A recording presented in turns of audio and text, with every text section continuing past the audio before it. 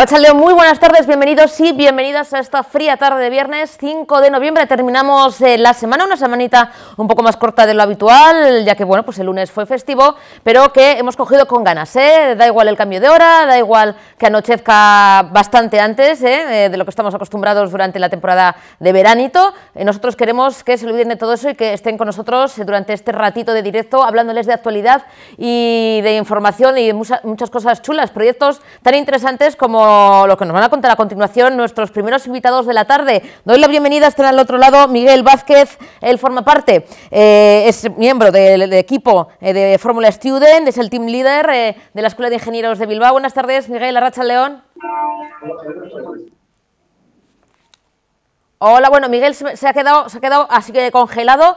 Creo que sí que se mueve. Hola, buenas tardes. Buenas tardes, Miguel. Arratsaldeon, bienvenido. Y tenemos también ahí Muy buenas, perdona, que parece que va con un poco de retraso. Va un poco, bueno, vale, pues vamos a ver cómo solventamos, daremos esos segunditos. Miguel, y tenemos también a Ainhoa Franco, ella es Chassis Manager de este prototipo de, bueno, pues el equipo de Fórmula Student de la Escuela de Ingeniería de Bilbao. Ainhoa, buenas tardes, bienvenida, Arratsaldeon. Hola, buenas tardes. Bueno, Ainhoa, Miguel, un prototipo, vuestro vehículo, el monoplaza de Fórmula Student, de este proyecto tan chulo, que va a recorrer este mismo sábado, o sea, mañana mismo, las calles de Bilbao. Contadnos un poquito cuál va a ser el recorrido y qué vamos a poder ver a partir de las 12:30 del mediodía para toda la gente que, bueno, que no sepa qué es esto de Fórmula Student y qué monoplaza habéis construido. Así es, pues saldremos el recorrido que vamos a seguir mañana, lo haremos con el monoplaza que hemos ido a competición este mismo verano, en el circuito de Montmeló, y el recorrido que seguiremos será salir desde aquí, desde la Escuela de Ingenieros de Bilbao, iremos hasta la rotonda del Sagrado Corazón, pues por Gran Vía hasta la Plaza de Moyú aproximadamente, ahí giraremos, llegaremos hasta la Plaza de Euskadi, al lado de la Universidad de Deusto, iremos por Mazarredo hasta el Guggenheim aproximadamente y volveremos por Alameda de Recalde otra vez hasta Moyú. Después iremos por Gran Vía hasta el Ayuntamiento y vuelta por Gran Vía hasta la Diputación, donde pararemos. Y como bien dices, pondremos un stand en el que os podéis acercar a preguntarnos y a ver el coche más de cerca. A ver si podemos, Miguel, bajar un poquito el volumen, porque no sé si se está acoplando, son estas cosas técnicas que pasan. Ainhoa, Miguel nos ha comentado el recorrido de un monoplaza que no sé si es la primera vez que sale a la calle, porque el Fórmula Student, este proyecto, ya lleva bastantes años en la Escuela de Ingeniería de Bilbao, pero yo no sé si había salido alguna vez más a la calle, recorriendo un poquito esas arterias, las arterias principales de la capital vizcaína, ¿o es la primera vez? No es la primera vez. Yo la verdad antes de entrar al equipo nunca lo había visto, pero el año pasado salimos en marzo con este mismo coche y ahora estamos saliendo en noviembre, que digamos que es el mes que habitualmente se sale con el coche todos los años, con el coche que ha ido a competición, esa competición de verano, como bien decía Miguel, y se sale por Bilbao para poder enseñárselo a todo el mundo que quiera verlo. Bueno, ¿cómo ha quedado el monoplaza? Me imagino que saliendo de la Escuela de Ingeniería de Bilbao ha quedado perfecto, no le ponemos ni un pero, ¿no? Bueno, siempre hay peros que poner, pero sí, desde luego que ha sido un buen coche, lo hemos hecho lo mejor que hemos podido y se han visto los resultados en las competiciones en las que hemos ido. Hemos acudido presencialmente solo a la competición de Montmeló, después de forma virtual a la de Silverstone en Reino Unido, debido a la situación que estamos viendo un poco de pandemia, y hemos quedado top 10, entre los 10 mejores en ambas competiciones, una vez más. Así que buenos resultados, esperemos que sigamos así los próximos años. ¿Cómo ha sido el trabajo? Porque el Fórmula Student, como decimos, es un proyecto que se crea en 2006, vais pasando los diferentes alumnos de la Escuela de Ingeniería de Bilbao. ¿Y cómo, Ainhoa, es ese trabajo, el trabajo en equipo? Sois varios los alumnos que participáis también con el apoyo, ¿no?, de profesores, pero ¿cómo ha sido el proceso de creación, el trabajo con tus compañeros, compañeras, el trabajo en equipo? Que al final también me imagino que el líder tendrá que delegar, habrá que tener, ¿no?, un poquito de mano izquierda. Ainhoa, Miguel, los que queráis. ¿Cómo ha sido un poquito el trabajo entre vosotros? Pues el trabajo en equipo es la parte más emocionante, digamos. Es verdad que tenemos la oportunidad de poder construir un coche, de hacerlo con nuestras manos, con nuestros conocimientos y sobre todo con el conocimiento que entre alumnos nos pasamos, gente que ha estado en equipo antes que tú, que llevan más tiempo que tú, te enseñan para poder enseñarles tú en el futuro, y eso es un trabajo en equipo que es muy gratificante cuando lo puedes dar y muy beneficioso cuando lo puedes recibir. Y sin duda es lo que nos hace poder conseguir las marcas que conseguimos y un coche como el que tenemos. Poder trabajar en equipo, hacerlo bien, conocernos y aprender de ellos. Porque cuando entramos nadie sabe o tiene los conocimientos que tiene de la escuela, pero hace falta muchísimas cosas que te enseñan tus compañeros. ¿Cuál ha sido, ¿Cuál ha sido, si ha habido, bueno, los principales problemas, un poquito a la hora de empezar, esos problemas que no sé si han surgido al comienzo del proyecto y que habéis podido solventar? Sí, bueno, problemas hay siempre, pero como bien dices, problemas hay siempre, pero como bien dices, se solucionan siempre. El problema principal yo creo que es un coche eléctrico, bastante desconocido. Todos vemos que están evolucionando un poco los coches eléctricos y cada vez se ven más por las calles, pero aún así siguen siendo tecnologías bastante novedosas. Las baterías es un elemento muy complicado dentro de los vehículos eléctricos y, como siempre, dan problemas. Si se lo dan a los coches a los grandes fabricantes, a nosotros también. Claro, mucha gente que pensará, Miguel, Ainhoa, un monoplaza, un coche eléctrico, con lo cara que está la luz ahora mismo. ¿Qué hacemos? Así es. Bueno, la luz está cara, pero... Así es. Bueno, la luz está cara, pero por suerte nuestro monoplaza tampoco anda demasiado y no nos sale demasiado caro esos kilómetros que recorremos. Pero sí, eso es un problema que el futuro de los coches... Habrá que solventar esos, bueno, inconvenientes de lo de la tarifa, el tarifazo de la luz, pero bueno, con este coche que no va a haber repegas porque, bueno, va a ser es un prototipo, va a recorrer las calles, como decimos, de Bilbao mañana sábado, va a estar escoltado por la policía, va a hacer ese recorrido, como comentaba Miguel, y bueno, pues me imagino que mucha gente, muchos curiosos, se van a acercar para, bueno, pues ver cómo ha quedado ese trabajo, un trabajo que, Ainhoa, tú en este caso, Chasis Manager, ¿en qué consistía un poco? Cada uno me imagino que os habéis repartido las tareas. En tu caso, un poquito cómo ha sido tu trabajo en el monoplaza.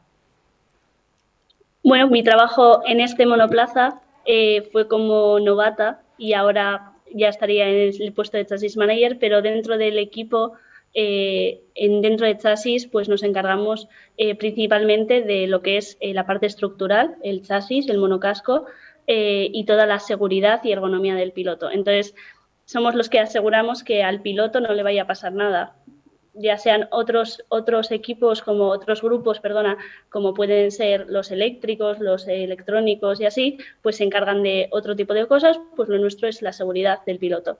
Y sí, ha sido un trabajo bastante difícil, bastante meticuloso de fabricación, de diseño y de asegurar que pues cumple los requerimientos que la competición nos pide y que aseguran el bienestar del piloto. Bueno, por cierto, Miguel, ¿quién era el piloto? No sé, miembro, me imagino, también de la escuela, ¿no?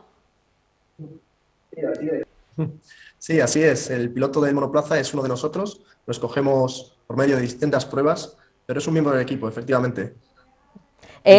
Como has comentado, estamos quedando siempre en buenas posiciones, ¿no? ¿Quiénes van un poquito a la cabeza en esto de la construcción del monoplaza? ¿Qué universidad, de qué comunidad autónoma? Bueno, pues van un poquito solo, por delante, porque me imagino que eso también a los, ¿cómo se dice?, ¿no? Esa competición, ¿no? Estaréis mirando a ver si para el año que viene se les puede superar. ¿Quién es un poquito la universidad que ahora mismo está a la cabeza? Eso es. Bueno, al final la competición de Fórmula Student es una competición a nivel mundial. Nosotros acudimos a muchos lugares de Europa a competir y a universidades, pues como digo, de todo el mundo, universidades muy top de todo el mundo.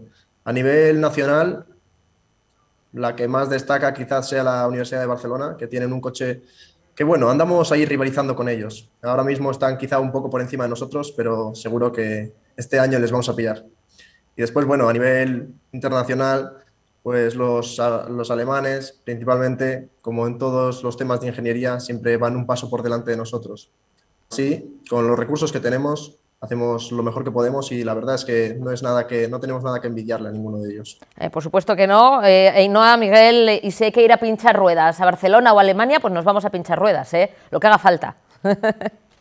Así es, así es. Bueno, siempre hay buen rollo, eso es lo primero, y rivalidad justa. Eso es, rivalidad sana, no queremos pinchar ruedas ni nada, que les podemos superar, por supuesto, por nuestros propios medios. Ainhoa, Miguel, muchísimas gracias por haber aceptado el estar al otro lado, el charlar un ratito con nosotros. Me imagino que para la gente que está viendo que va a empezar la universidad, quizá el año que viene les animáis a que participen, ¿no?, en el proyecto.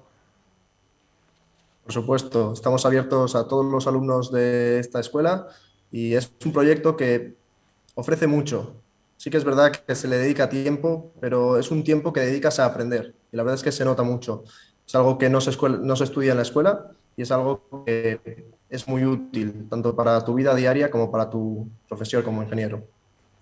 Pues daros la enhorabuena, Zorionak, por ese monoplaza tan competitivo, tan bueno, que vamos a poder ver mañana por las calles de Bilbao a partir de las 12:30, y reiterar nuestro agradecimiento por estar al otro lado. Un besito enorme a los dos. Eskerrik asko. Chao, agur. Muchas gracias. Agur. Hasta mañana.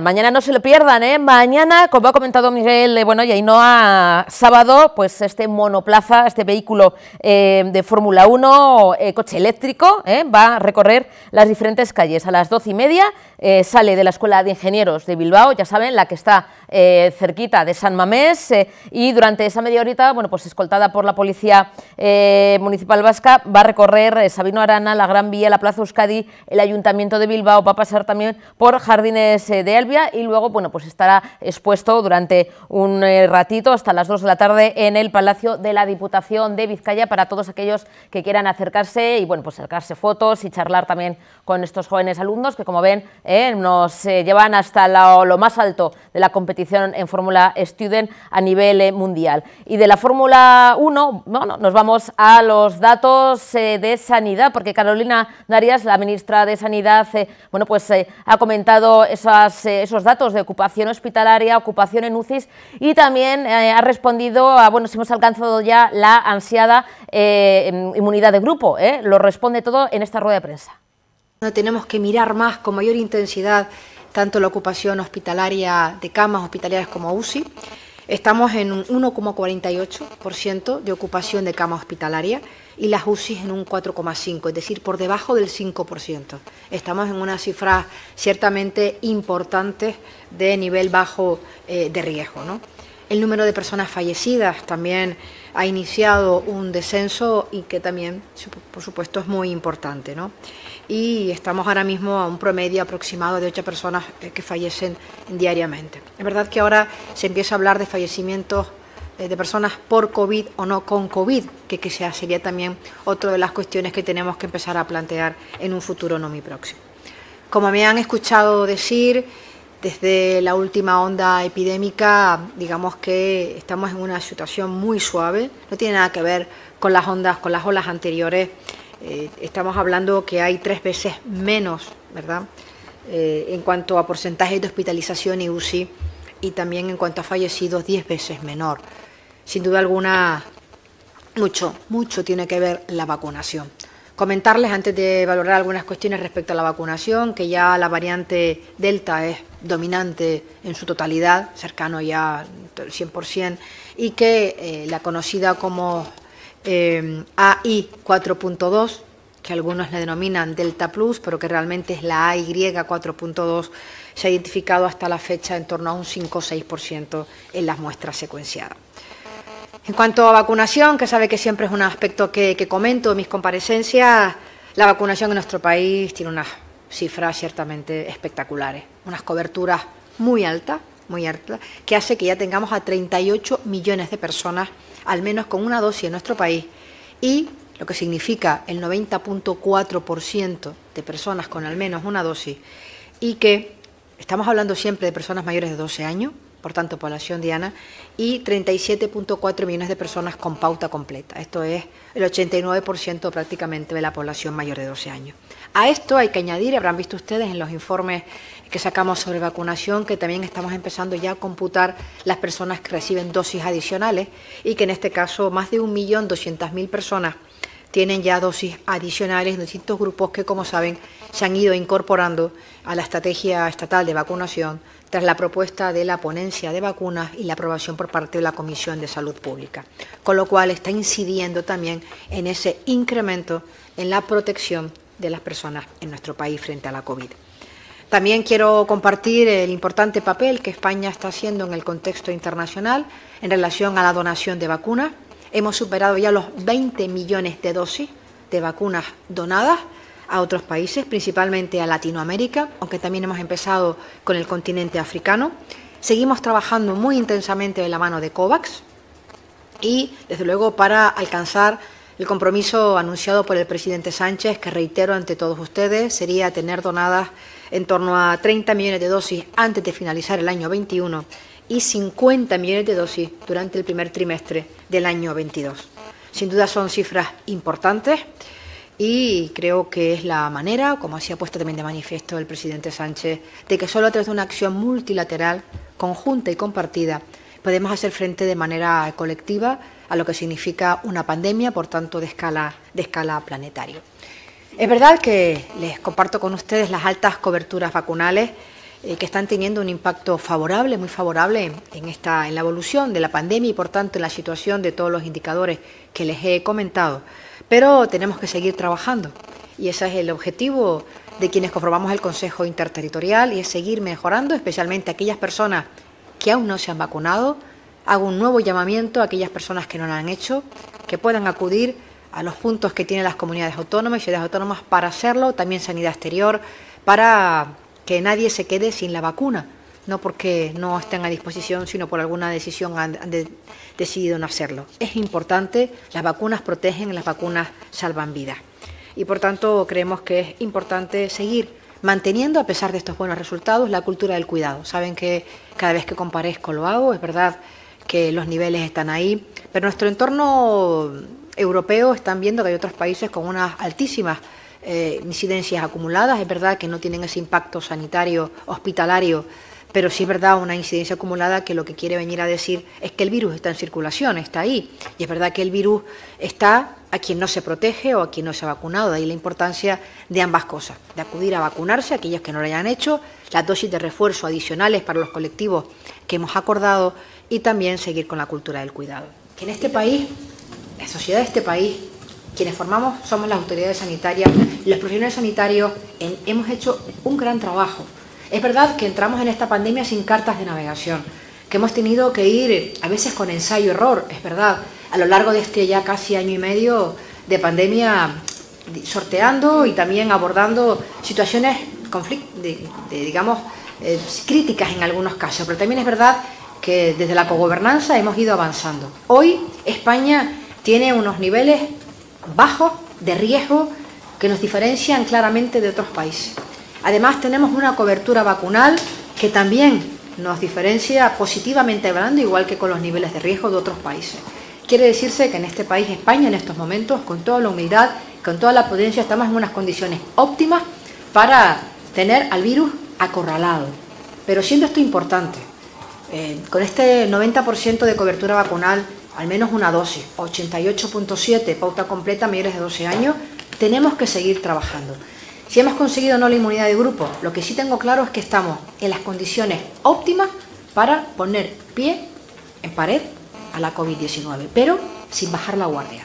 Sin bajar la guardia y siguiendo vacunando a aquellas personas que aún no lo han hecho, continuando con la vacunación en aquellos grupos que hemos acordado que se tienen que seguir incorporando con dosis adicionales o refuerzos o booster y con aquellos otros que podamos seguir acordando, porque como he dicho, en este estadio de la campaña de vacunación vamos a estar en un proceso de revisión continua y constante. ¿Para qué? Para seguir adoptando las mejores decisiones que salvaguarden la salud de nuestra población. ¿Pero estamos cerca o del grupo? No lo estamos. Con un 90% de vacunación estamos en un nivel tremendamente óptimo para estarlo. El Lehendakari Iñigo Urkullu ha clausurado hoy mismo en el BEC la 10ª edición del Global Innovation Day, la gran cita de la innovación vasca, donde ha reafirmado el compromiso de Euskadi con la innovación y una sociedad basada en el conocimiento. Organizada por la Agencia Vasca de Innovación, la cita ha reunido al ecosistema empresarial más puntero bajo el lema "La innovación vasca está en marcha". Esta 10ª edición de Global Innovation Day Vuelve a poner en valor la innovación vasca y contribuye a situar Euskadi como territorio innovador, conectándonos con el proceso de innovación global. Esta edición coincide con el nuevo Plan de Ciencia, Tecnología e Innovación 2030, que viene a reforzar una apuesta estratégica de nuestro país. Este plan es fruto de un trabajo colectivo que hoy agradezco especialmente a todas y a todos los que formáis parte del Consejo Vasco de Ciencia, Tecnología e Innovación, a todos los que formáis parte también de los grupos de pilotaje.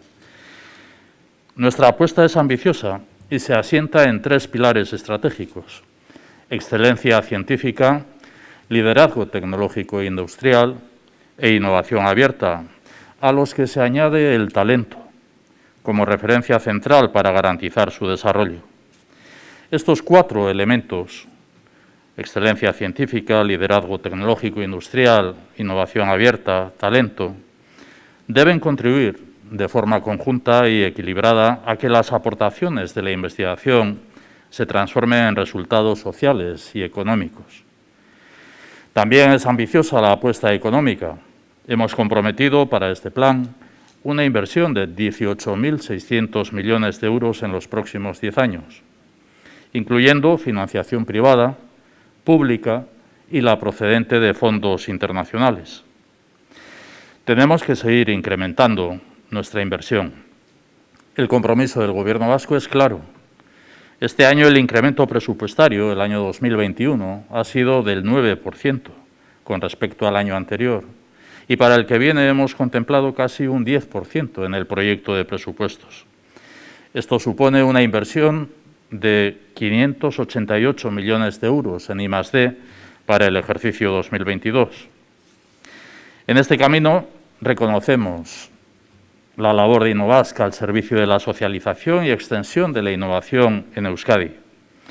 Hoy habéis compartido todas y todos experiencias prácticas y habéis debatido sobre las tendencias futuras. Debemos seguir compartiendo el rumbo y la ambición para avanzar en todas las direcciones, afrontando la triple transformación tecnológica y digital, energética y climática, social y sanitaria, impulsando la economía del conocimiento y la estrategia de especialización inteligente RIS3, incorporando la innovación a todo el tejido económico y empresarial. Hemos iniciado una nueva fase, innovación al servicio de la transformación. Nuestra posición de partida es positiva. El mes de junio, la Comisión Europea situaba a Euskadi entre las regiones europeas de alta innovación, calificándola como polo de excelencia. La semana pasada, Eustat ha confirmado la consolidación de Euskadi entre los países de alta innovación, Strong Innovators, superando la media europea. No nos conformamos así todo. Debemos seguir avanzando. El año que viene, el año próximo, el año 2022, va a ser clave para el relanzamiento económico y social de Euskadi y la innovación va a jugar un papel nuclear en la aceleración de este proceso. Finalmente, y para cerrar mi intervención, hoy abrimos la Semana de la Ciencia, la Tecnología y la Innovación.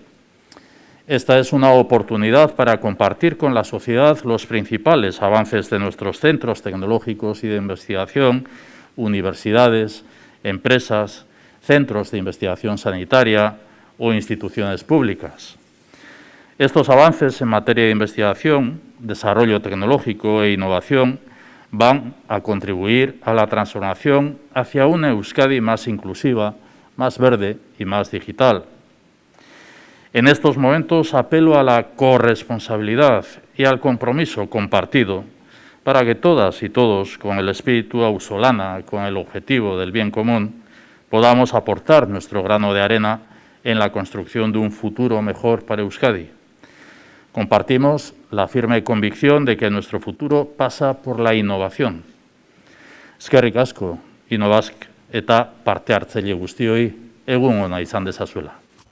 Bueno, y hoy 5 de marzo es el Día de las Personas Cuidadoras y nosotros queremos hacer un sentido homenaje a esas personas que dedican, tanto de manera profesional como apoyo familiar, pues a cuidar de esas personas que por edad, enfermedad o bueno, pues algún otro tipo de problema, pues depende de bueno, pues ese brazo amigo. Damos la bienvenida a Elena Beristain, ella es directora de la residencia IMECU Igurco Áraba. Elena, buenas tardes, arratsaldeon, arrastión.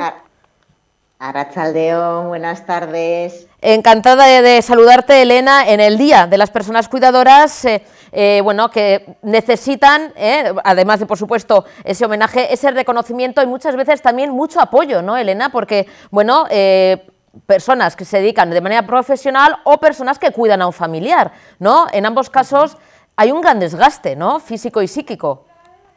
Mira, hay un gran desgaste. Yo me dedico a esto, soy profesional, pero es cierto que también, bueno, tengo una hermana con parálisis cerebral, entonces un poquito mayor que yo. Entonces el mundo de los cuidados de las personas dependientes y las personas con discapacidad, pues bueno, pues me viene muy de cerca, ¿no? Y han ido evolucionando conmigo como persona y como profesional, ¿no? Entonces el desgaste hay que vivir verdaderamente para conocerlo, ¿no? Es una carga física, es una carga psíquica, es una carga emocional y yo diría que también repercute en la parte social, ¿no? En la parte de socialización de la persona. Elena, hay en el año pasado, ¿no?, creo que de 2020, cifras que estiman que cerca de 80.000 personas son dependientes, que necesitan algún tipo de cuidado, ¿no?, en Euskadi.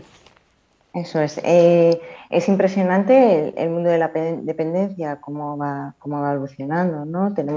Vivimos más años, pero sí que las cifras, pues bueno, pues son las que son y lo que tenemos que trabajar, está claro, es la prevención, ¿no? La prevención en el tema de la dependencia, en crear cuidadores en los que sepan trabajar y sepan cuidar bien. Es cierto que bueno, que todo el mundo necesita una base de información, una base de unos mínimos, ¿no? Entonces lo que nosotros animamos es que las personas cuidadoras busquen información, ¿vale? Busquen información para prevenir porque si ellas no están bien, las personas cuidadoras, o si no estamos bien nosotros como cuidadores, vamos a ser personas dependientes también, ¿no? Lo tenemos que hacer bien, tenemos que prevenir todo lo que es la parte física, la parte psicológica, la parte emocional, tener en cuenta que hay un montón de asociaciones, hay un montón de ayudas. Nosotros mismos desde IMECU Ayuda ofrecemos asesoramiento a todas las personas, ¿no? Pues asesoramiento desde cómo evitar esas cargas físicas que implican el cuidado de las personas dependientes, cargas físicas de cómo movilizar a las personas, también digamos, el apoyo psicológico y emocional por ese desgaste, ¿no? El poder entablar con otras personas cuidadoras que están en la misma situación, que pasan por los mismos conflictos emocionales, ¿no? Porque al final lo que tenemos que trabajar mucho es la inteligencia emocional, de saber ir nosotros mismos desarrollando habilidades para poder resolver conflictos que durante el camino, ¿no?, van surgiendo. Pues muchas veces nosotros como cuidadores tendemos a cuidar como a nosotros nos parece y a veces tenemos que cuidar en base a las preferencias de que la propia persona dependiente precisa, ¿no? O requiere, o son sus hábitos, sus costumbres y sus preferencias, y a veces a nosotros nos parece que nuestras preferencias son las mejores, ¿no? Y entonces, pues bueno, ahí se genera una serie de conflictos emocionales en las que hay que trabajarlas muy bien, y aparte de toda la carga física, ¿no? Y tenemos que trabajar cuidarnos a nosotros mismos, o sea, para poder cuidar mejor, es muy importante. Entonces, hay muchas personas dependientes y hay muchos cuidadores. Tenemos que trabajar por todos y con todos, ¿vale? Tanto desde los entornos familiares como desde las entidades, y por ello debemos de buscar información y leer mucho previamente, antes de que seamos cuidadores, porque de repente cuando te llega a ser cuidador, te llega como de golpe, ¿no? Muchas veces. Entonces es importante trabajar previamente, ¿no? Y bueno, pues días del cuidador, todo lo que podamos entre todos ir trabajando, ir preparando a las nuevas generaciones también, ¿no? Porque al final las nuevas generaciones también se van a encontrar con una serie de situaciones, pues todo ello hará que trabajemos en la prevención, que cuidemos mejor y que estemos mejor para ello, ¿no? Y pues esto es un poquito lo que os tengo que contar, que me podéis preguntar lo que queráis, porque bueno, puedo empezar a contaros muchas cosas. Elena, es que nadie como tú sabe, como comentas, además de como profesional, pues también que te toca, ¿no? En lo familiar, que te toca de cerca, como has comentado. Hay además de lo de buscar información, es uno de los, bueno, el primero, ¿no? El primer paso, el primer consejo para la persona cuidadora, para que pueda cuidar y no desfallecer en el intento, pero hay también una serie de consejos que yo quiero que nos expliques, Elena, como es, por ejemplo, el pedir ayuda, no sentir vergüenza, sobre todo quizá el tema o en la parte más familiar, ¿no? Cuando cuidamos a un familiar, pues bueno, con edad o una persona con discapacidad, etc., nos cuesta igual como por vergüenza pedir ayuda, ¿no? Y también nos cuesta poner límites, que me parece algo interesante, Elena, que también, ¿no? Por eso de que es mi familiar, pues como que hacemos todo, nos volcamos tanto, que casi podemos, hay personas cuidadoras que llegan a enfermar incluso, ¿no? Por eso de darse tanto al 200%, que incluso acaban enfermando, ¿no? Es difícil poner límites, ¿no? El saber valorar hasta qué punto la persona dependiente mantiene determinadas habilidades, y muchas veces lo hacemos nosotros, ¿no? Dices, bueno, pues mira cuánto le está costando, por ejemplo, mantener la autonomía comiendo, ¿no? Lo va a hacer despacito, pero lo va a hacer él. Mira, casi se lo hago yo, ¿no? Y muchas veces incurrimos en errores, no por querer hacerlo mal, sino porque lo que conseguimos es que vaya perdiendo esa autonomía. Pues a veces tenemos que ser pacientes en que hacerlo todo no es lo mejor, ¿no? Y entonces ahí suelen surgir muchas veces los conflictos. Entonces, estos conflictos que creemos que por hacerlo todo vamos a ser mejores cuidadores. Y es que no hay un cuidador perfecto tampoco, ¿vale? Todos lo hacemos lo mejor posible y está bien por ello compartir con otras personas de nuestro entorno para que vean cómo lo estamos haciendo, ¿no? Y muchas veces nos parece, porque nadie tenemos la varita mágica, ¿no? De decir, lo estoy haciendo perfecto, pero sí hablarlo, comentarlo, cómo lo vemos, que muchas veces nos pasa a nosotros, que también cuando nos pasa algo simplemente que cualquiera de nosotros podemos ser dependientes en un momento determinado porque se nos ha roto una pierna, por poner un ejemplo más sencillo, ¿no? Y pues a veces igual si estamos perezosos nos dejamos llevar, ¿no? Y decir, bueno, pues que me lo hagan. Entonces, ¿dónde está el límite? Tenemos que poner límites, pues muchas veces tendremos que recurrir en estos momentos, además de familiares, igual a profesionales, ¿no? Para que puedan hacer una valoración en esos momentos, ¿no? De las verdaderas capacidades de la persona y hasta dónde puede llegar, ¿no? Y no tener miedo por pedir ayuda, porque es inteligente, es ser un buen cuidador debe de pedir ayuda. Si queremos ser buenos cuidadores, tenemos que saber cuáles son nuestros límites, tenemos que estar bien para cuidar bien. O sea, hábitos de vida saludables, por ejemplo, ¿no? El cuidador, en la medida de lo posible, tener unos buenos hábitos de vida, cuidarse, mejor dicho, para poder cuidar a esa otra persona, ¿no? Porque, como decimos, al final depende, ¿no? Uno de otro. Eso es. Muchas veces, os voy a poner ejemplos muy claros, que dices, bueno, le voy a dar de comer para después ponerle bien, para después hacer no sé qué, llevar un montón de tareas que a veces tenemos que priorizar qué tareas son las importantes, porque igual no llegamos a todas y nosotros igual nos dejamos del momento de, nosotros mismos dejamos de comer por llegar a todas las tareas de la persona dependiente. Entonces hay que buscar ese equilibrio, porque si nosotros no nos cuidamos, no lo haremos bien. Y aparte, tendremos que buscar nuestros tiempos, que esto suele ser lo más duro normalmente para una persona cuidadora. ¿Cómo me voy a ir yo a caminar? Decirle a una vecina,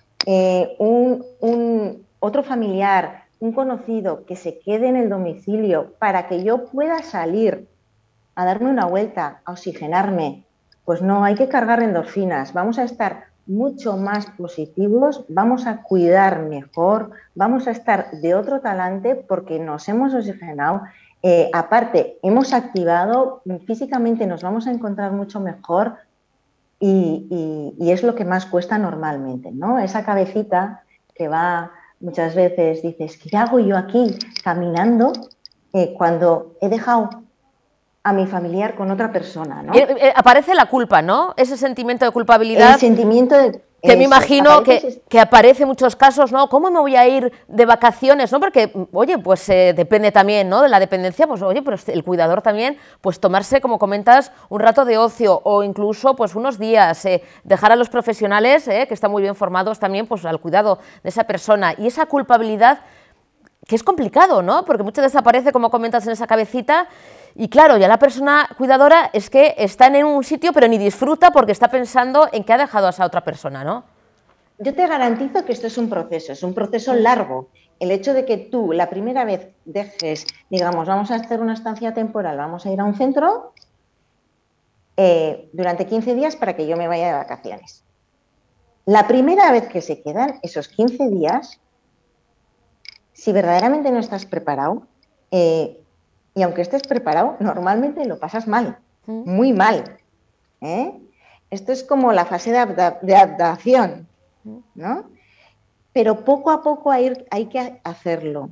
Y además hay que hacerlo, ¿por qué? Porque tú ya tienes la garantía de que lo han valorado unos profesionales, de que tú llegas al domicilio con una serie de recomendaciones, que muchas veces te darán pequeñas pistas de cómo, digamos, hacerlo mejor, que te aliviará, que podrás hablar con ellos, que te podrás desahogar, que compartirás cosas, que ciertas vivencias que tú vives en el domicilio, que a veces no las cuentas porque te dan como un poco de vergüenza, resulta que son el día a día del cuidado de cualquier persona dependiente.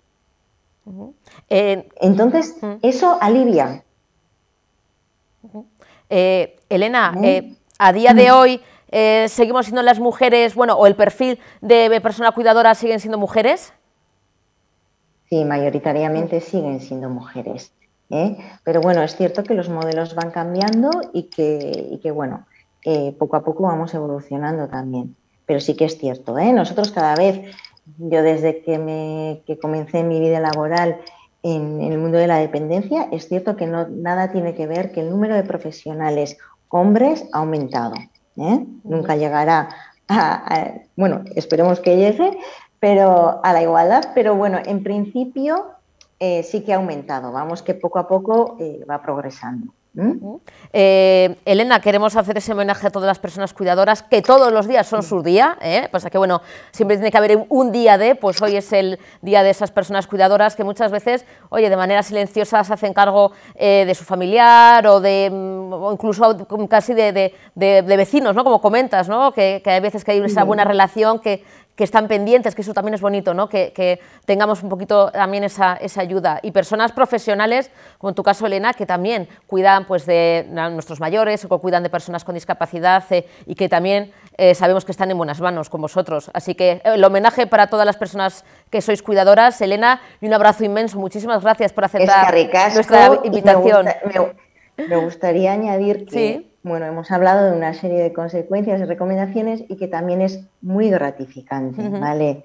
No dejemos de lado esa parte tampoco, ¿vale? Fundamental, Elena, claro que sí, que muchas veces damos también todo lo que recibimos por ese cariño, ¿no? Esa relación que se establece entre las personas cuidadoras y la persona que es cuidada.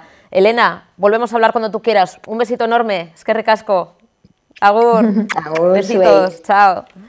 Bueno, da gusto hablar y tener a profesionales como Elena Beristain, que bueno, pues, es profesional, directora de esa residencia del MQ y además bueno, pues también le toca en el ámbito familiar ser persona cuidadora. Hacemos una pequeña pausa muy rápida, es cuestión de segunditos, se cogen algo para picar, una frutita, un bollito, una pastita, lo que cada uno quiera, que estamos a viernes, hay que coger energía y a la vuelta seguimos hablando de actualidad, de información y demás cositas. Continuamos hablando de actualidad y no hay nada más actual que meternos de lleno en el mundo laboral. Reforma o no reforma laboral, tenemos para contarnos todos los detalles y aclararnos un poco este jaleo a Iñaki Barredo, a nuestro abogado favorito. Iñaki, buenas tardes. Arratsaldeon. Arratsaldeon, buenas tardes. Bueno, Iñaki, estamos bombardeados, es la noticia, bueno, pues de la semana, además de, por supuesto, el temporal y las nieves que están cayendo en cotas bastante bajas. El tema de la reforma laboral, hablaban de derogación, hablaban de reforma. Al final, ¿en qué quedamos? Porque parece que la ministra Yolanda Díez dice que nada, que de derogación nada, va a ser reforma, ¿no? Sí, a ver, eso parece que es una de las cuestiones donde ya se han puesto de acuerdo, ¿no? Es decir, no estamos hablando de una derogación, sino estamos hablando de una reforma. Ellos lo justifican diciendo que técnicamente no es posible. Bueno, eso los juristas saben que no es verdad, que técnicamente, por supuesto, que es posible una derogación de una ley.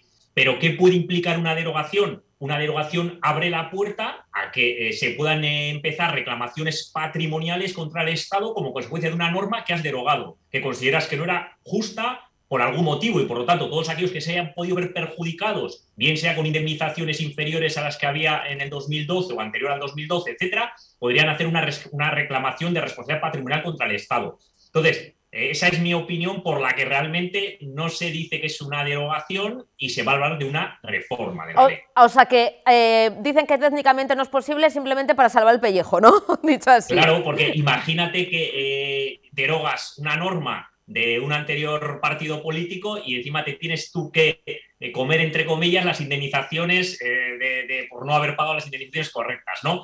Por lo tanto, yo creo que es más un matiz económico en el que ellos asumen que hablar de derogación implicaría la posibilidad de reclamaciones patrimoniales contra el Estado, y dicen, bueno, no va a ser derogación, va a ser reforma. Al final van a hacer lo que quieren o lo que puedan pactar, llamémosle reforma, llamémosle modernización, llamémosle de mil maneras actualización de la ley conforme a Bruselas, pero al final lo que van a hacer es reformar los parámetros principalmente con los que se guían las indemnizaciones en los despidos, por un lado, y por otro lado, en aquellos sectores donde pueda haber una temporalidad que conlleve una precariedad, ver realmente pues, cómo se puede de alguna manera limitar. En el tema, por ejemplo, empezando por el tema de los despidos, ¿qué se propone en esta reforma, nueva reforma laboral? Iñaki, ¿cuál sería un poquito cómo quedaría el tema de los despidos, que es algo que preocupa a millones de españoles y españolas? Claro. Partimos de la base de que la reforma que hubo en el año 2012, que fue un poco consecuencia de la crisis del 2008, uno de los principales retoques o reformas que se hicieron en ese momento fue precisamente bajar las indemnizaciones de los despidos improcedentes. Bajaron de 45 días por año trabajado a 33. Y se bajaron también las limitaciones, los topes, es decir, son 45 días por año trabajado con un límite de 42 mensualidades a 33 días por año trabajado con un límite de 24 mensualidades. Por lo tanto, uno de los aspectos que se está valorando precisamente en esta reforma laboral es volver a subir ese importe o esa cifra para la indemnización por despidos improcedentes. Eso por un lado. Y por otro lado, en cuanto a los despidos por causa económica, si bien es cierto que aquí la cuantía no se tocó, se mantuvo 20 días por año trabajado con un límite de 12 mensualidades, es cierto que se abrió la puerta a nuevos escenarios o a nuevas situaciones donde se podía acoger la empresa, el empresario, a motivos económicos para poder despedir. Por ejemplo, todos recordaremos los famosos 3 trimestres de descenso en la facturación. Era una causa que no estaba recogida hasta el 2012, las causas económicas estaban muy tasadas, muy objetivadas, y aquí se abre la puerta a nuevas situaciones, a nuevos escenarios en los que se puede despedir con causa económica. En el tema de la temporalidad, también un tema que preocupa muy mucho. ¿Cómo queda con esta nueva ley? A ver, la temporalidad, en principio lo que se pretendía, parece ser, de determinados sectores, concretamente desde la parte de los sindicatos, era que se limitase a un 15%, es decir, no podía haber más de un 15% de contratos temporales en la empresa. Tenía una lógica o un criterio que era que en Europa, la media de los países europeos de nuestro entorno, el límite está en el 14%, y decían, bueno, pues un 15%, estamos por encima de la media, pero cerca de la media de los países europeos. Pero parece ser que ese es uno de los grandes escollos a la hora de sacar un texto, una ley definitiva. Entonces, como uno de los requisitos que exige Bruselas para poder obtener los famosos fondos Next, todos estos de la pandemia, que son miles de millones, uno de los requisitos que exige Europa es el consenso. Consenso gobierno, consenso patronal, consenso sindicatos. Entonces, lo que se está cocinando ahora es decir, vale, no voy a poner un tope máximo del 15%, pero sí que voy a ir a ver realmente qué sectores esa temporalidad está afectando de una manera directa a la precariedad del empleo y voy a ir a sectores en concreto, no tanto a contratos, si son o no temporales, porque habrá determinadas circunstancias, pues por época estival, vacaciones, etcétera, que la temporalidad será el pan nuestro de cada día, porque realmente son para épocas determinadas, pero hay otros sectores donde no sería necesario, no sería tan importante la temporalidad y donde se está abusando de contratos temporales. Entonces, al final, lo que se está ahora cocinando es, vamos a ver sectores, vamos a ver en esos sectores qué tipo de contratos y qué temporalidad hay y en base a eso poner una limitación. Por ejemplo, el sector de la hostelería, ¿no? O que, bueno, tiene sus meses fuertes quizá en verano o en vacaciones y que, bueno, pues tienen que coger esos refuerzos, esos extras, ¿no? Exacto, eso es lo que se busca con la reforma, es decir, ver cada sector si realmente, si le ponemos un límite de temporalidad, realmente le estamos haciendo una faena, porque sí que es cierto que en puntas, en determinados momentos, pues en zonas más de playa, más de veraneo, o en vacaciones, en verano, donde sea, sí que necesitas aumentar la plantilla, pero claro, con contratos temporales para cubrir esos espacios, y si nos obligan o nos imponen por ley una temporalidad mínima, pues en el fondo lo que estamos haciendo es perjudicar el empleo, porque lo que va a hacer el empresario, lo que va a hacer el empleador es no contratar en esos picos para no superar esos límites del 15% y por lo tanto al final estamos realmente consiguiendo lo contrario. No que se amplíe el abanico de contrataciones, sino todo lo contrario, que se acabe restringiendo. Y estamos bajo la lupa de Europa, ¿no? Como comentas, Iñaki, o sea que están pendientes también de lo que se aprueba o no se aprueba, porque de ahí dependen también las ayudas. Es que aquí ha entrado un factor, un cuarto poder, que es Europa, que hasta la fecha nunca había entrado en ningún tipo de reforma laboral de cualquier Estado miembro de la Unión Europea. Era una cuestión de gobiernos, sindicatos, patronales y los agentes sociales que puedan intervenir en este tipo de negociaciones, pero aquí de repente Europa ha dicho, para que ustedes obtengan los fondos Next, los millones de euros que se van a dar a todos los países como consecuencia de la pandemia del COVID-19, tiene que haber consenso. Y si ustedes no me plantean una reforma, una solución, una modernización, un retoque de su sistema laboral consensuado, no tienen derecho a estos fondos. Tenemos que tener en cuenta que Bruselas también está muy preocupada por el índice de precariedad o de temporalidad y de paro que existe aquí. Entonces, ya es un tema que ya viene, llueve sobre mojado, que viene de antiguo, donde Europa ya estaba muy preocupada por el problema laboral que tenemos, y dice, vale, pues ahora voy a aprovechar que te tengo que dar mucho dinero y te voy a exigir que me plantees un nuevo sistema laboral donde de alguna manera busques solucionarme las altas tasas de paro que tienes, busques solucionarme el alto índice de precariedad que tienes, busques solucionarme el alto índice de temporalidad que tienes y busques solucionarme el alto índice de paro juvenil que tienes. Entonces, como ahora soy yo el que te voy a dar el dinero, pues te voy a exigir una serie de circunstancias que me convenzan de que todas esas circunstancias que viene a España arrastrando desde hace ya muchos años, por no decir décadas, pues ahora, como necesitas el dinero y la sartén por el mango la tengo yo Europa, pues plantéame una propuesta que me solucione, o por lo menos que vaya en vías de solucionar ese problema y que encima, que es lo más difícil, que sea consensuada. Sí, porque, Iñaki, ¿ves cerca ese consenso entre patronal, sindicatos, gobierno? ¿Cómo está la cosa? Porque de esto podemos estar hablando quizá ya hasta el verano que viene. O sea, ¿cómo ves un poquito por dónde van los tiros? A ver, me pongo al final. ¿Va a haber consenso? Sí. ¿Por qué? Porque hay mucho dinero en juego y porque al final este dinero se reparte entre todos. Para unos más, otros menos, pero hay mucho dinero y todos los sectores están muy necesitados. Todos los agentes sociales o no sociales están muy necesitados de este dinero. Entonces, va a haber acuerdo. Sí que es cierto que si escuchamos a la patronal en estos días, pues las voces parecen muy discordantes y parece que están muy lejos de llegar a un acuerdo, pero bueno, entiendo también que son un poco estrategias, un poco de tira y afloja, pero que se vaya a un acuerdo seguro y que el acuerdo va a ser en breve también, porque es que el plazo está ahí, es decir, no se puede dejar pasar este año sin plantear a Europa una solución consensuada para solucionar los problemas o el mal endémico que tiene España con respecto al asunto laboral. Por lo tanto, antes de fin de año va a haber acuerdo, sí, va a haber consenso también, que vamos a escuchar estridencias y voces discordantes pues, por partidos políticos, agentes sociales, sindicatos, empresariado, seguro también, pero yo creo que está también un poquito como parte del juego, ¿no? Lo estamos viendo estos días con los presupuestos, pues suben al atril, parece que dicen barbaridades y luego, pues, sin embargo, le dan el voto. Pues yo creo que aquí va a pasar algo muy parecido. Iñaki, ¿puedo llamarte en más ocasiones para seguir comentando estas cuestiones y otras que vayan surgiendo? ¿Te parece? Claro, claro, porque ahora mismo además estamos hablando un poco de un futurible, ¿no? No lo tenemos encima de la mesa. Será muy bonito una vez que ya tengamos también el texto, que veamos realmente lo que se ha aprobado, lo que han acordado consensuadamente, ver realmente cómo afecta, cómo no afecta, porque habrá criterios muy relevantes, es decir, si se suben o no las indemnizaciones, con qué fecha de efecto se van a subir, si se limita la temporalidad, qué sectores van a verse afectados o en qué temporada van a verse afectados. Entonces, va a haber circunstancias notables, va a haber circunstancias que van a cambiar de manera profunda el sistema laboral que tenemos actual y va a haber que también tener en cuenta si va a tener un carácter o no retroactivo con respecto a determinadas circunstancias. Entonces, por mi parte, encantado de cuando me llaméis, lo comentamos. Oye, Iñaki, una duda antes de despedirnos. Ya se planteó, ya se ha subido, ¿no? O no sé si es real o a bote pronto, o dentro de poco, el tema del salario mínimo, que creo que son 15 euros.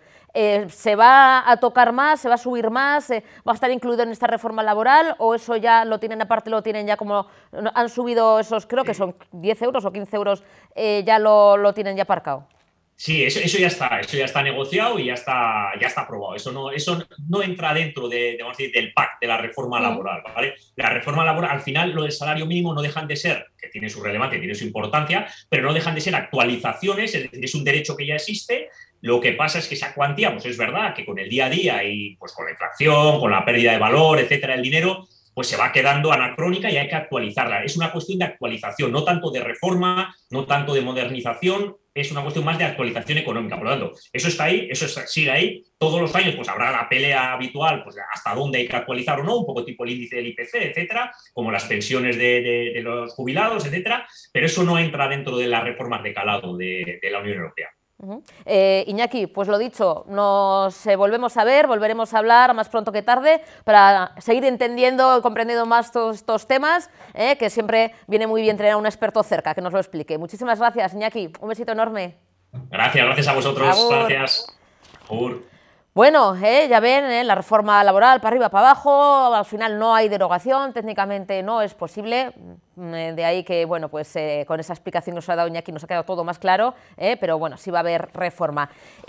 Seguimos muy pendientes de la actualidad que siempre nos llega, bueno, desde hace ya 43 o 48 días, no me acuerdo, más de un mes, de La Palma, de ese volcán que está rugiendo y que cada día es diferente. Los expertos ayer mismo decían que parecía que se había un poquito tranquilizado, normalizado, pero bueno, seguimos con esas erupciones, es un volcán que nos mantiene en jaque y hay esa atmósfera de humo, como ven, y ceniza que provoca este volcán en La Palma y que, bueno, pues estamos viendo imágenes de las últimas horas. Preocupa además una lluvia intermitente que está cayendo en la isla, que se mezcla con la ceniza y genera una especie, bueno, pues de barro que está complicando la vida de los palmeros y las palmeras. Esa lluvia de cenizas volcánicas que, bueno, pues que lleva desde ayer, desde el miércoles, perdón, y que, bueno, pues deja un panorama desolador, unas imágenes, como están viendo ahí, del volcán. Y estos son, bueno, pues lo que se está formando con, bueno, pues con las coladas, que son como si fueran esas, como playas, ¿no?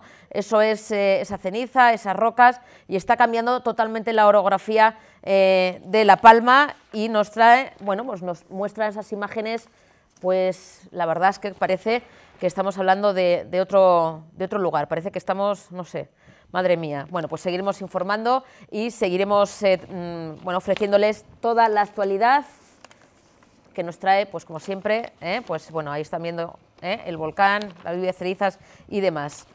Y vamos ahora a esa, bueno, sí, iba a ir, bueno, luego les explicaré, luego veremos la visita que ha hecho el Lehendakari a la Escuela de Hostelería de Leioa, para, bueno, pues ver, que eso es muy curioso. Yo les invito a que luego no se lo pierdan, porque yo nunca había visto a un robot haciendo paella. Pues luego lo vamos a ver, como lo oyen, haciendo paella. Ahora, no sé si con el socarrat o sin él, pero un robot haciendo paella en la Escuela de Hostelería de Vizcaya. Y tenemos con nosotras, es un auténtico placer, bueno, pues darle la bienvenida a Pilu Hernández Dopico. Ella es maestra formadora de formadores y CEO de El Pupitre de Pilu. Buenas tardes, Pilu, Hola, Leo. muy buenas tardes. Bueno, si no me equivoco, Pilu, ayer fue el día contra el acoso escolar, ¿verdad? Sí que es verdad. Ayer fue el día que deberían ser todos. Sí, porque, Pilu, cada vez más oímos noticias, vemos imágenes, estamos casi todo el día hablando de ese bullying, el acoso escolar. Lamentablemente es una auténtica lacra, yo creo que ya en nuestros colegios, ¿no? Sí, totalmente sí. Es una lacra y, como digo, y por desgracia, sabemos poco. Me refiero que salen, bueno, también es verdad que menos mal, porque cuando salen en las noticias ya es que ha ido muy lejos, pero hay más del que creemos. También complicado en ocasiones, y es algo que recalcas también para los padres y madres, es detectar ese acoso escolar. Hay veces que incluso la propia familia no detecta que un niño, una niña, una menor está siendo acosada, ¿no? Bueno, es que quien debe detectar primero el acoso escolar es el centro. Lo debe detectar sobre todo los tutores, porque ahí es donde se ve la vida de lo que es la clase, del grupo, de los amigos, y entonces el centro es quien debe avisar y hablar con los padres y trabajarlo en tutoría. Sí que es verdad que los padres muchas veces se deben de dar cuenta, porque siempre hay un cambio de actitud, tanto en la víctima como en los acosadores, que poco se habla también de ellos. Que también son víctimas, ¿no? Porque incluso muchos, bueno, a ocasiones, niños y niñas que han sido acosadores, que han hecho ese bullying o han sufrido, perdón, ese bullying, luego se vuelven ellos, ¿no?, los responsables del acoso. Exactamente, se vuelven ellos o justamente lo están sufriendo en esos momentos. Para ello hay un cortometraje que está en YouTube maravilloso, que es El sándwich de Mariana, que lo explica perfectamente y además en vivo y en directo. Es práctico, no es teoría, que es lo que a veces tanto aburre. Esto es práctico e impacta bastante.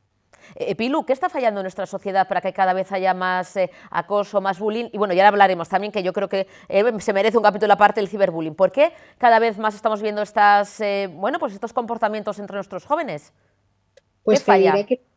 Te diré que los valores, cada vez tenemos menos valores, cada vez transmitimos menos valores. El confinamiento no ha ayudado para nada, por eso ha aumentado el ciberbullying, pero nos tenemos que dar cuenta que cuando hay ciberbullying es porque ha empezado en otro sitio. El ciberbullying ya, evidentemente, por desgracia, ya rompe todas las barreras que puede haber. Pero los valores, la transmisión de valores, la educación, la familia, el hogar y los colegios. Hablábamos antes de detectar, cómo detectar, ¿no?, cómo detectar el centro y, por supuesto, la familia, si un niño o niña está sufriendo acoso, pero ¿cómo se detecta si ese niño o niña es acosador? Porque también me imagino que habrá unos parámetros para detectar si se está provocando, ¿no?, ese acoso. Exactamente, sí. Hay cambios de actitudes. También tenemos que tener en cuenta si en ese momento el bullying viene a estar sobre todo entre los 7 y 17 años. Sobre todo mucho en el cambio de colegio e instituto. Si hay cambio, hay muchos que siguen en el mismo colegio, pero si hay cambio, podemos estar hablando de cambio de amigos en muchas ocasiones. Entonces, este cambio de amigos, por querer ser aceptado en un grupo, haces cosas que no quieres, por ejemplo. ¿Cuáles serían los consejos o qué deberíamos hacer, bueno, pues si un niño sufre bullying y si el niño también, en este caso, es el acosador? Son diferentes maneras de tratarlo, pero ¿cuáles serían un poquito los consejos que darías, Pilu? Pues los consejos, sobre todo un profesional, tanto en un caso como en otro, un profesional, porque sí que es verdad que luego sí que queda en unos niños más, en otros menos, pero sí que hay un trabajo ahí. Y no solo con el alumno, sino con la familia.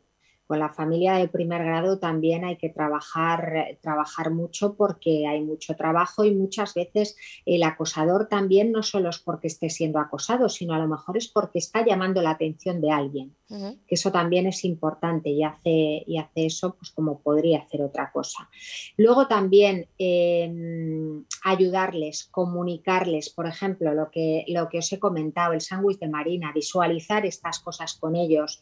También si alguna vez los padres o algún amigo de la familia puede ayudar, algún tío ha sufrido en algún momento, se ha sentido, ya no hace falta que sufras acoso, sino que tú en algún momento has notado pues que no has cuajado en algún grupo, por ejemplo, que yo creo que todos hemos pasado en algún momento por una situación de decir incómoda, ¿no? Pues poder hablarlo con ellos y ver que no es raro, que no se sientan mal por eso. Sobre todo comunicación y luego visualizar cortos como este que os he comentado y que estáis poniendo ahora mismo, y también películas, leer cuentos con ellos o novelas, dependiendo de la edad, y, por supuesto, hablarlas.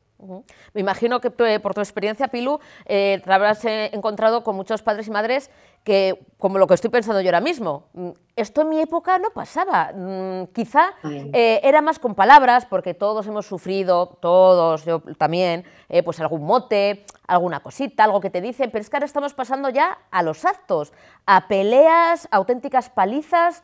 Esto muchos padres te habrán dicho, ¿no? Oye, esto en mi época no pasaba, que como comentas era falta de valores, pero también incluso se está ya incluso con esa agresividad extrema. Yo no sé si por culpa de los medios de comunicación, series que, bueno, pues están señalando alguna serie está muy conocida. Es un caldo de cultivo, ¿no, Pilu? Sí, es un caldo de cultivo y bueno, también te digo, muchas veces las palabras hacen más daño que las acciones físicas, pero sí que es verdad que bueno, ahora ya nos estamos pasando a agresiones y además agresiones en grupo, agresiones que son grabadas, que ya llevan una serie de que dices tú, cómo personas tan pequeñas pueden tener ese odio dentro y poder llevarlo a cabo. Porque aquí nos estamos olvidando también de un tercer vértice, o como digo, tres patas de un banco. Estamos hablando del acosador, de la víctima, pero nos estamos olvidando de los espectadores, que ojo, muchos pueden ser espectadores y callarse por miedo, y otros son espectadores que disfrutan, que ojo, para mí esos tienen bastante más peligro que el propio acosador. En cuanto al ciberbullying, Pilu, hay muchos padres y madres que piensan que quizá controlando el móvil, controlando el ordenador, poniéndoles límites, ¿cuál sería la manera más eficaz para proteger a nuestros hijos del ciberbullying? Si es que se puede, vamos. A ver, hablando con ellos y sobre todo que tengan mucho cuidado en ser grabados, en subir fotos, en mandar fotos a quien se las mandan. Lo mejor es no mandar directamente, ni mandar vídeos en algún momento que puedas tú, que luego te puedan echar en cara, porque lo que se sube desde luego no va a desaparecer. Entonces, en ese sentido, muchísimo cuidado con las redes sociales, y las redes sociales siempre que los padres las tengan y las fiscalicen ellos por muchas cuentas, porque luego hay otra, los hijos tienen luego 3, 4, 5 cuentas. Entonces, en ese sentido, lo mejor es también contarles las consecuencias de todo eso y verlas. Depende de la edad del niño, pero desde luego que si ya estamos hablando de niños de 11 o 12 años, lo que tenemos que hacer es explicarles las consecuencias y también muchas veces ponerles los ejemplos para que ellos los vean. Pilu, tenemos a nuestros formadores bien formados, es decir, los profesores, profesoras están preparados para, como decimos, esta lacra, para detectar ese acoso, porque como comentas, son los primeros, ¿no? Están ahí al pie del cañón, en primera línea, y tienen ese trato diario con los jóvenes. ¿Están bien preparados nuestros formadores? Pues mira, te podía contestar políticamente correcto, pero no, como no soy políticamente correcta, Te voy a decir que no, que todo está de la mano del docente y todo lo que el docente se quiere implicar, porque a mí misma me ha pasado que tú quieres, porque una madre te viene a contarte algo y tú quieres, pero te vas encontrando con muros de tus propios compañeros, de la propia administración, de los equipos directivos y de los propios inspectores de educación, que yo en mi caso concretamente, cuando ya di a todos los palos, volví a llamar a la madre para informarle y la madre me dijo, porque yo ya le dije, digo, vete tú a la Consejería de Educación, que es lo único que entienden a veces, que vayan los padres, porque lo que un inspector no quiere, por desgracia, es que un padre se queje. Da igual que un funcionario de a pie le diga el problema, pero lo que no quiere es eso. Y la madre me dijo llorando que no, que lo dejáramos ahí, porque lo que no quería es que, y en este caso lo peor de todo era un adulto, porque muchas veces los espectadores son adultos y en este caso era un adulto, y lo que no quería es que la tutora cogiera más manía a su hija. Pilu, me imagino que habrás visto de todo, todos los casos con el pupitre de Pilu, ¿no? Sí, porque me vienen muchos, la verdad que muchos los solucionamos, evidentemente, pero sobre todo de padres muy preocupados, porque sobre todo esto, como pasa muchas veces, y es el ejemplo que yo pongo, cuando te vienen las notas a las familias y de repente ha llegado el niño o la niña con 4 suspensos y dicen, ¿y cómo el colegio no me ha llamado? Pues con esto sucede igual. Hay muchas veces que son los progenitores los que se dan cuenta que lo primero que tienen que hacer es ir a hablar al centro, pero sí que es verdad que ¿cómo es que el centro no le ha llamado? Pues es que muchas veces el tutor a lo mejor le ha pasado como me ha ocurrido a mí, que te vas encontrando muros, paredes que se te cierran, compañeros que miran para otro lado. Y bueno, hay mucho tema aquí que tratar, que podríamos estar toda la tarde, pero que sí que hay que atajarlo porque esto cada vez va más y el confinamiento, ya te digo, no ha favorecido, ya no por el ciberbullying, sino porque la gente está mucho más agresiva, con muchos menos valores, como enfadada con el mundo. Para tener más información y ayuda, por cierto, enhorabuena, porque tu blog, El Pupitre de Pilu, es uno de los más seguidos, ¿no?, en este tema. La verdad es que sí, estamos entre los 20, es el segundo año consecutivo y la verdad que estamos muy contentos de la labor que hacemos, de todo lo que podemos, de todo a lo que llegamos y sobre todo dar gracias a los seguidores porque si no fuera por ellos tampoco estaríamos donde estamos. O sea que todo es un cúmulo de cosas y que no solo lo hacemos nosotros, también los propios seguidores que están ahí día tras día y dando el feedback que la verdad que es una maravilla. Pues darte la enhorabuena, Pilu, y espero que volvamos a hablar dentro de poquito. Seguiremos, ojalá, bueno, no tendríamos que hablar de acoso, hablaríamos de cualquier cosa. De otras cosas. ¿Verdad? Claro que yo que sé, del frío que hace aquí en el norte. Me imagino, ¿dónde estás, Pilu, si no es indiscreción? Yo en Valencia, o sea que no te puedo decir que aquí haya frío ¡Qué todavía! suerte! ¡Qué suerte! Aquí mucho frío, mucha lluvia. Pilu, ojalá por eso habláramos de otra cosa, pero lamentablemente todavía hay que poner ese foco de atención en el acoso, en el bullying, porque no hemos acabado de erradicarlo, A ver si lo conseguimos y podemos hablar de lo bonito que es Valencia. Pilu, pues sí. Un besito enorme, muchísimas gracias. A todos. Hasta gracias. Luego. Feliz fin de... Igual. Bueno, pues ya ven, ayer día del acoso escolar, del bullying, hemos hablado con una auténtica experta, toda una referente en este tema. Como les había comentado antes, vamos a ver cómo un robot hace paella, Bueno, va removiendo el arroz, no sé luego cómo quedaría. Íñigo Urkullu ha visitado la Escuela de Hostelería de Leioa y bueno, pues ha puesto al tanto de toda esa modernización que tiene lugar en este centro.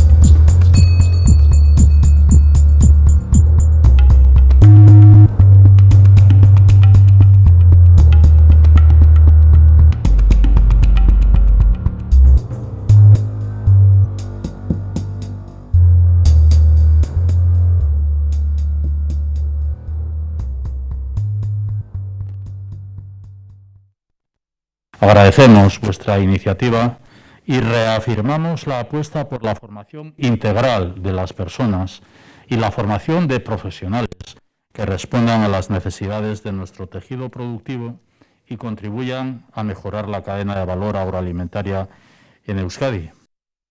Bueno, el consejero de Planificación Territorial, Vivienda y Transporte, Iñaki Arriola, se ha reunido esta misma mañana en la sede del Gobierno vasco con la ministra de Transportes, Movilidad y Agenda Urbana, Raquel Sánchez, para avanzar y trabajar en el tren de alta velocidad para que este tren sea una realidad. También se habla del soterramiento y de todos estos temas tan interesantes y que que va a abrir la puerta a esa mayor movilidad de Vitoria y Bilbao. Con este reportaje, con estas palabras del consejero y de la ministra, ya nos despedimos. Vamos a pasar un buen fin de semana, esperemos que sí, abríguense. Ya saben que el lunes les queremos a todos aquí, que vamos a pasar lista. Pasen un buen fin de semana, disfrútenlo. Besito, agur. Estamos en una fase de colaboración fructífera. Queremos que vaya a más y que esta legislatura suponga un punto de inflexión para el avance en el tren de alta velocidad en Euskadi. Y en ello estamos. El interés del Gobierno vasco y de este departamento está claro. Queremos participar directamente y ayudar de esta forma a agilizar el desarrollo de las obras y la llegada del tren de alta velocidad a Euskadi.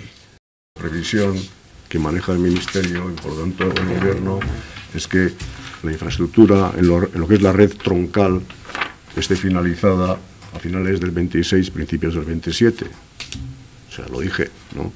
Entonces, bueno, pues otra vez lo vuelvo a decir aquí. La ministra ha hablado de un lustro. Estamos en el 21 acabándolo. O sea, que no está difiriendo de lo que estoy diciendo yo. Y efectivamente, ahí, en esos plazos, se incluye no solamente la plataforma ferroviaria, sino también la superestructura, instalaciones. Y lo cierto, que lo que decía la ministra, es que teniendo en cuenta estas previsiones y el estado de situación de lo que son las integraciones en las capitales, no parece aventurado pensar que por esas fechas no estarán acabadas. No. Pues entonces, bueno, pues evidentemente el analizar la posibilidad de poner en marcha soluciones provisionales que permitan poner en marcha el servicio, pues tiene todo el sentido del mundo. Quiero reiterar el compromiso tanto del Gobierno vasco como del Ministerio con el soterramiento del tren de alta velocidad en las dos capitales vascas. Todos estamos trabajando para que las entradas a Vitoria-Gasteiz y Bilbao sean una realidad y sean soterradas. Como saben, para nosotros el tren de alta velocidad es una infraestructura esencial. Estamos siendo protagonistas de su ejecución en el ramal guipuzcoano desde hace años, gracias a la colaboración interinstitucional que nos está permitiendo desarrollar una buena parte de las obras. Y vamos a seguir siendo protagonistas también en los accesos a Bilbao y a Vitoria-Gasteiz. Tengo que decir a este respecto que hemos encontrado una gran receptividad y predisposición por parte del Ministerio y que estamos trabajando en las dos encomiendas de gestión que nos permitirán ejecutar parte del acceso a Bilbao y también una parte del nudo de Arkaute. Nuestra intención, igual que la del Ministerio, es formalizar lo antes posible estas dos encomiendas. En este sentido, decir que ambas instituciones estamos ultimando la encomienda del acceso soterrado a Bilbao, el túnel Zarátamo-Contalojas, y que la que tiene que ver con la parte del nudo de Arkaute, también prevista, se irá concretando a medida que avance el proyecto básico ya recogido en el protocolo firmado por todas las instituciones integrantes de la Sociedad de Alta Velocidad de Vitoria. Estoy muy contenta y muy satisfecha de poder visitar Euskadi como titular de este ministerio, ¿no? Y de un ministerio que además, pues lo saben, fundamentalmente dedica una gran parte de su trabajo y de su esfuerzo, ¿no? Pues en fin, ¿no? A conseguir una mejor conectividad nacional e internacional de los territorios, ¿no? Y en este caso, y estando aquí en esta maravillosa región, en el País Vasco, pues hemos hablado largo y tendido con el consejero durante la reunión previa que hemos mantenido. Sepan que, desde luego, la Y vasca es una pieza clave de entrada del corredor atlántico europeo a nuestro país, a España, y por lo tanto somos conscientes de que es una pieza indispensable, es una infraestructura en la que se ha ido trabajando por parte de los distintos gobiernos que se han sucedido desde su inicio hace ya más de 2 décadas aproximadamente, y en la que llevamos invertidos en total más de 3.800 millones de euros. También soy plenamente consciente, y lo somos todos seguros, que han habido vicisitudes durante todo este tiempo, han habido pues problemas técnicos de gestión o incluso la propia amenaza terrorista, ¿no? que celebramos hace unos días el fin de esa amenaza terrorista hace ya 10 años, pues en fin, todas estas circunstancias han frustrado muchas veces las expectativas de los vascos y de las vascas de ver finalizada esa infraestructura. Pero también decirles, insistir, que todos los gobiernos de España hemos trabajado para aumentar la ejecución del ramal Bilbao-Vitoria, y que además en estos últimos 3 años llevamos invertidos más de 510 millones de euros al haber reactivado ya todas las actuaciones pendientes en este ramal. Hemos tramitado también todos los estudios informativos de las nuevas soluciones para Bilbao y Vitoria, como adelantaba el consejero, y debo resaltar que en fin, esas nuevas soluciones se debieron a un cambio de la planificación, ¿no? Y por lo tanto, pues ese retraso también vino motivado por esa nueva solución. Pero desde luego pues seguimos avanzando. También hay que tener en cuenta que estamos ante una compleja evaluación ambiental, sobre todo por el alto valor de las especies existentes en el trazado que atraviesa, y por lo tanto, en fin, ¿no? Yo creo que es importante que hagamos las cosas, que las hagamos bien, pero sobre todo que demos la relevancia que merece a este proceso de evaluación ambiental de estos estudios informativos, porque desde luego hay que respetar el entorno, hay que respetar el medio ambiente, y por lo tanto cualquier infraestructura pública necesita pues tener todas esas garantías, ¿no? Es decir, no podemos hipotecar nuestro futuro y además, ¿no?, el de tampoco de una infraestructura básica como esta, si no nos aseguramos de que es sostenible y que es respetuoso con el entorno.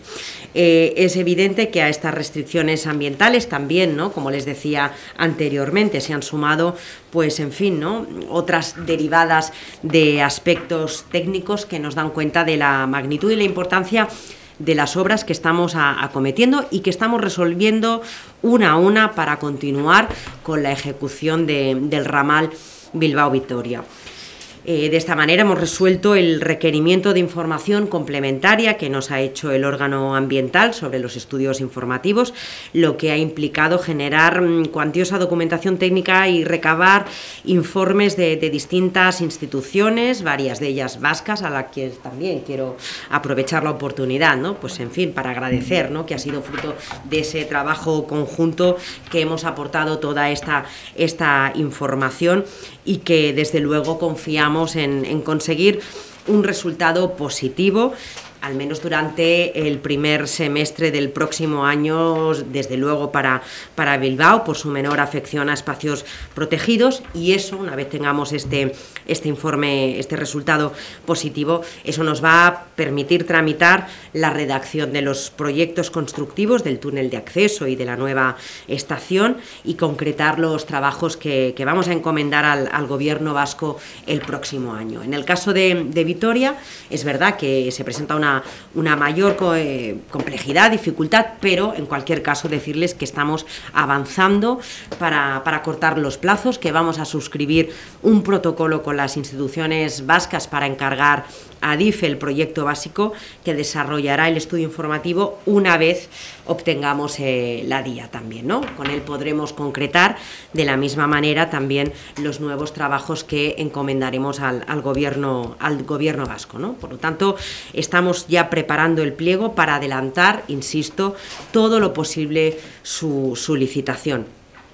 Por lo tanto, a estas alturas todos podemos coincidir en que la culminación de la Y vasca depende tanto de la obtención de la DIA, de los estudios informativos de Bilbao-Vitoria, como también de su financiación. Pero llevamos tiempo trabajando con el Gobierno vasco en los convenios de cofinanciación para garantizar y para asegurar, como no va a ser de otra manera, la llegada definitiva acordada. Por lo tanto, también decirles que estamos avanzando en que esa dificultad ambiental no retrase, ¿no?, la posibilidad de llegar y de anticipar la puesta en servicio, ¿no? Y por eso también estamos estudiando la posibilidad de llegar de forma provisional a las ciudades, pero que en absoluto cuestionan las soluciones definitivas, soterradas, que se han planteado tanto para Bilbao como para Vitoria. Eso es un ejercicio absolutamente necesario, yo creo que hay que explicarlo, para poner en valor las obras de la plataforma de la Y vasca, que todo apunta a que estarán finalizadas completamente durante este lustro, al menos la anticipación de la puesta en servicio. Por lo tanto, estamos recabando y estamos analizando todas las posibilidades, como les decía, para adoptar, pues en fin, ¿no?, las soluciones que nos permitan cuanto antes, pues en fin, que sea una realidad esta infraestructura para los vascos y para las vascas. También, si me permiten, y ya que estoy aquí, pues en fin, ¿no?, también avanzarles que hemos tratado también otras cuestiones, otras inversiones durante el transcurso de la reunión, que también hacen referencia a la movilidad ferroviaria en Euskadi y en lo que hace referencia a los presupuestos generales del Estado, ¿no? Hemos incorporado más de 414 millones de euros para actuaciones en cercanías, en las terminales de Jundiz y Lezo, accesos a puertos y, claro está, la ejecución de la plataforma de los tramos de la Y vasca, como les he estado diciendo hasta ahora, les he estado explicando, entre Bilbao y Vitoria.